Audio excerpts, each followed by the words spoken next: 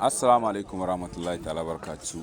‘Yan uwa masu bibiyan mu da sauraron mu barkanmu da warhaka. Barkanmu kuma tare da kasancewa da ku a cikin wannan lokaci da muke. A cikin labaran da muke dauke da su a yau za ku ji labarin cewa a ƙasar Mali inda muka samu labarin cewa wasu ‘yan tawaye da dama ne suka aje makamansu tare da miƙo kanunsu ga hukumomin tsaro na ƙasar Mali.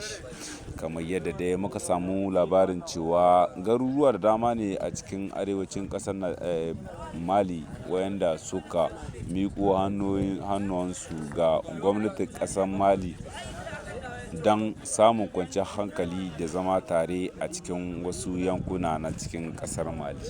Wayannan yankunan dai wayanda 'yan ta'adda suka miƙo kanunsu ga hukumomin tsaro, inda wannan yanki ne dai ake ci gaba da rashin tsaro kuma ake ci gaba da kidnapping mutane da sauran abubuwa da 'yan ta'adda ke yi.